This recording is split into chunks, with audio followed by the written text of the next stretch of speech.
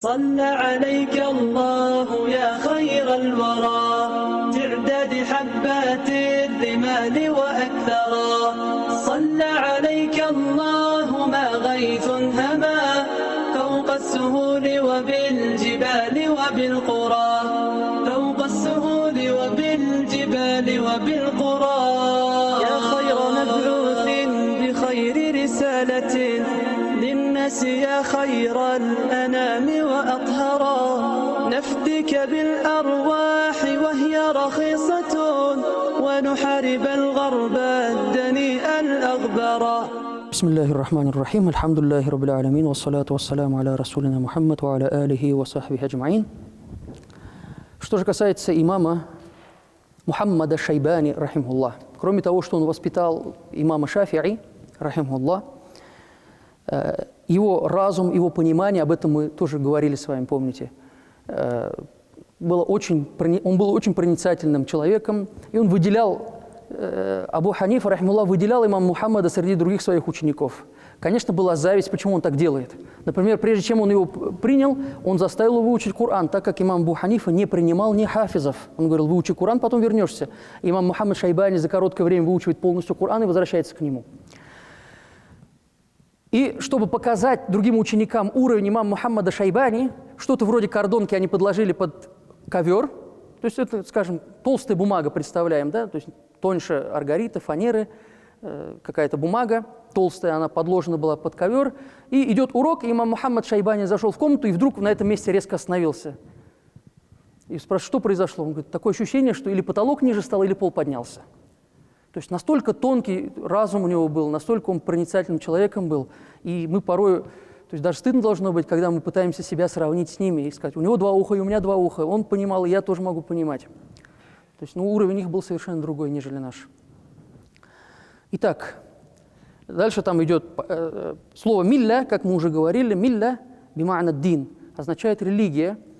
И это вот эти факихи, эти ученые, в своих действиях, вообще по своей сути, они были великими факихами нашей уммы, великими учеными нашей уммы. Но это не означает, что не было других великих ученых, кроме них, но указывает на то, что именно имам Тахауи, рахимуллах, в своей книге и вообще в своем вероубеждении использовал, опирался на убеждения Абу Ханифы и его двух учеников, опирался на их слова, опирался на их методологию в пояснении вероубеждения. Мы знаем, что у ислама есть ясная, явная акида. Она определена, то есть нет ничего скрытого здесь. Но пути приобретения, пути понимания, это подобно тому, как вот мы будем учиться в медресе. Кто-то скажет: надо вот так заучить. Даже вот просто заучивание Корана. Кто-то говорит: давай мы будем заучивать вот так, там сверху вниз. Кто-то тебе дает совет: давай мы разделим страницу пополам, так будет удобнее. Прочитаешь первую половину, потом вторую половину, потом соединишь. Приходит третий человек, третий устаз и говорит: нет, легче учить с конца, снизу. Ты будешь, то есть нижний аят, потом повыше, повыше, и складываешь, и тогда у тебя будет сильнее. Кто-то говорит: нет, просто возьми четки в руки и прочитай 100 раз, и ты сразу выучишь, и у тебя это будет лучше и перед глазами. То есть есть очень много путей приобретения, просто заучивания одной определенной страницы, так ведь? И то же самое здесь. То есть тарик, путей приобретения, то есть приобретение акиды, изучение науки акиды, ее ахкамов, она может различаться, но суть все равно остается одна. Суть одна, мадхаб один, который называется ахли сунна валь джамаа. То есть, в общем, это мадхаб, но есть различные пути. И об этом как раз и говорит Саид Фуда, что путь ашаритов, путь матуридитов он считает различными мазхабами. Он считает, что это турук, это пути, разные пути в приобретении одного и того же, то есть одной и той же акиды ахли сунна валь джамаа. Итак, имам Тахауи отнес свою акиду, путь приобретения акиды к имаму, то есть мазхабу имама Абу Ханифы и его асхабов, его сподвижников.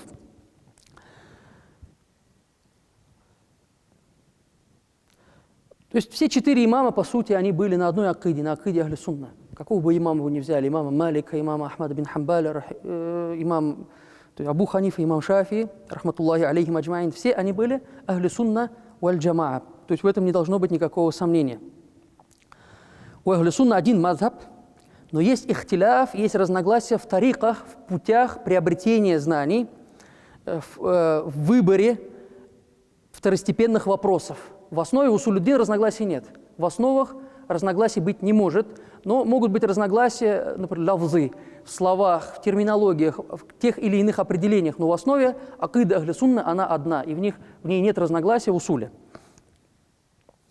Среди Ахлю Сунна есть мазхаб ашаритов, ахнаф, дальше говорится, они матуридиты в основном относят себя, то есть к пути имама Абу Мансура аль-Матуриди, рахимуллах. Но в основе все эти два пути – это айнуль мазхаб, один и тот же путь, в нем нет разногласия. Ихтиляф, как опять повторяется, ихтиляф лишь в тарике, в приобретении, в пути приобретения этого знания. Что ашариты и матуриты – это один мазхаб по сути, как мы уже об этом говорили.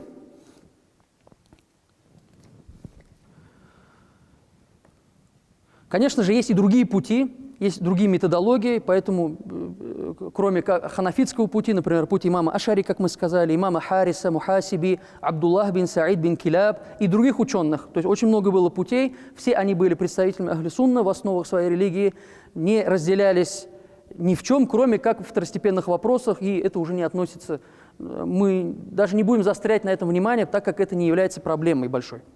Сказал имам Акмалюддин Баберти в своей книге, Абу Ханифа и его сподвижники были названы фукаха иль-милля, факихами нашей религии, фукаха иль-милля, это дин Ханиф, та религия, с которой был послан посланник Аллаха, саллаллаху алейхи вассалям, так как это известнейшие ученые нашей уммы, они сильные, сами являлись худжей, являлись доводами ислама, его далилями, своим образом, своими словами, они посвятили себя полностью религии. Сказал Уакия, Абу Ханифа открыл в фикхе то, чего не открыл никто другой. Абу Ханифа в фикхе открыл то, чего не открыл никто другой. Сказал Хасан, я слышал, как Надар бин Шамиль сказал, люди спали в вопросах фикха, пока их не разбудил, не пробудил имам Абу Ханифа, рахимуллах. Также достоверно передается от имама Шафи'i, рахимахуллах, он сказал, что все люди, они подобны детям, подобны нуждающимся в фикхе, то есть они нуждаются в вопросах фикха в Абу Ханифе. То есть все люди нуждаются в Абу Ханифе, когда вопросы касаются фикха. Также сказал Ахмад бин Саббах, я слышал, как Шафии рассказывал, имам Шафии, рахимуллах, рассказывал, имам Шафии сказал, я как-то сказал имаму Малику бин Анасу, рахимуллах, ты видел Абу Ханифу, ты встречался с Абу Ханифой? Он сказал, да, я встретил такого человека, если бы он захотел доказать, что этот столб из золота, то он обязательно бы привел далиль, и он обязательно бы это доказал. То есть настолько был умным, настолько был проницательным. Также у имама Шафии есть очень интересные стихи о Абу Ханифе. У имама Шафии есть интересные стихи. «Лакад зана аль-биляда ва ман алейха имаму аль-муслимина Абу Ханифа биахкамин ва аthарин ва фикхин кааяти az-забури аля сахифа. فما بالمشرقين له نظير ولا بالمغربين ولا بكوفة فقيها كان في الإسلام نورا إماما للرسول وللخليفة فلعنة ربنا أعداد رمل على من رد قول أبي حنيفة لقد زان البلاد ومن عليها». Поясни, украсились города и то, что в них, то, что вокруг них, имамом мусульман Абу Ханифой. Пишет имам Шафи. Его ахкамами, правовыми решениями, его трудами, его пониманием, его фикхом подобно аятам на страницах книги Забур. И на Востоке, ни на Западе, ни в Магрибе, ни в Куфе нет подобного ему. Он был факихом, был понимающим в религии, он был светом религии, имамом, достойным посланника Аллаха, саллаллаху алейхи вассалям, и халифа. То есть был достойным наместником халифов пророка и самого пророка, саллаллаху алейхи вассалям. И дальше имам Шафи что говорит? «Фалянату раббина адада рамлин». Пусть по количеству песчинок, сколько есть песчинок земли в этой дунье, по количеству этих песчинок будет ляаната, проклятие тому, кто отвергает идеи и убеждения Абу Ханифы. «Аля ман радда кауля Аби Ханифа». Дальше также имам Шафии, интересно, тоже пишет стих о Абу Ханифе: «Аид дикра ну'манин лана инна дикраху хуа аль-миску ма каррартаху ятадаввау. Хани'ан лил арбабин на'ими на'имуха ва лил ашиqil мискина ма ятаджаррау». «Аид дикра ну'манин лана инна дикраху». Вспоминай о Ну'мане. Ну'ман – это имя Абу Ханифа, рахимуллах. Вспоминай часто. Поистине, вспоминание о нем подобно, то есть хуа аль-миску ма каррартаху ятадаввау. Его вспоминание о нем подобно миску, чем ты чаще им мажешься, тем он лучше пахнет. То есть чем чаще ты повторяешь использование этого миска, тем лучше запах. «Ханин лиль арбаби наими наимуха, ва лиль ашиqil мискини ма ятаджаррау».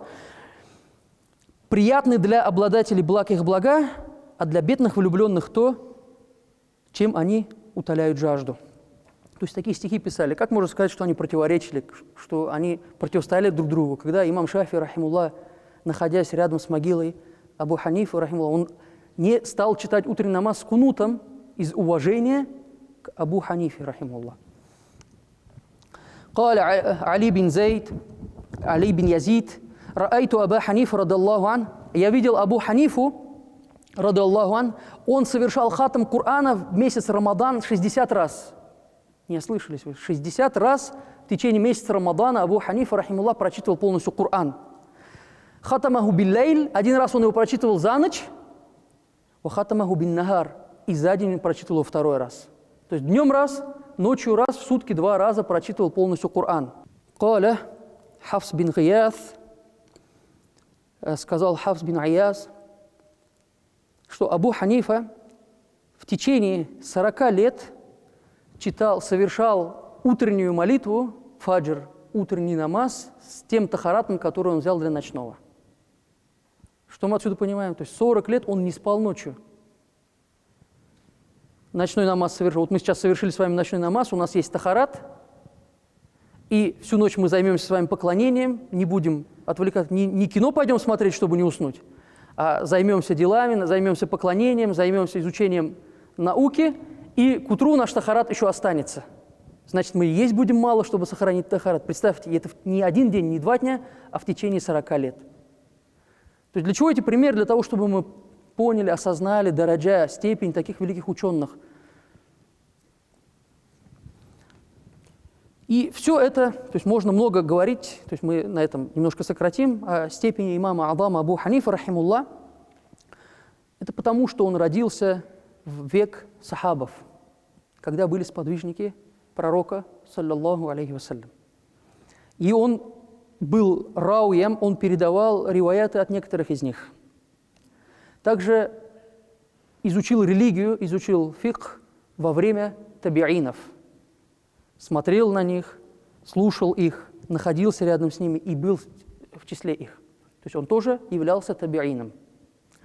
Мы знаем, то есть Расулуллах, саллаллаху алейхи вассалям, о подобных ученых сделал шахаду, сделал свидетельство, какое, сказав такие слова, что лучший век – это мой век, тот век, в котором я анафи. Затем следующий век. То есть лучший век – это тот, в котором я. Затем, где сахабы, затем, где табиины. И, альхамдулилля, Абу Ханифа, рахимуллах, он был из числа тех, кто увидел сподвижников пророка, саллаллаху алейхи вассалям. Этот хадис, то есть, о том, что лучший век – это мой век, к этому приводится в сахихе имама Бухари, также сборники имама Муслима. Но, к сожалению, есть люди, которые пишут книги о порицании имама Азама Абу Ханифы, произносят такие слова: почему Азам говорите, почему вы называете его великим имамом, это неправильно.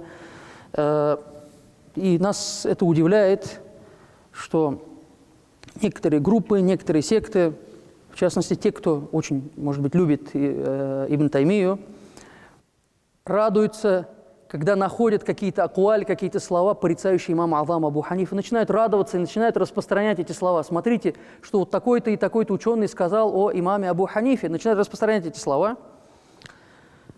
Но если мы, то есть мы должны быть объективными, если мы посмотрим, мы должны быть объективными, почему мы, если находим что-то порицающее Абу Ханифа, не смотрим на те слова, что о нем говорил имам Малик, что о нем сказал имам Шафии, рахматуллахи алейхим аджмаин. Что о нем говорили? Почему мы не проявляем объективность?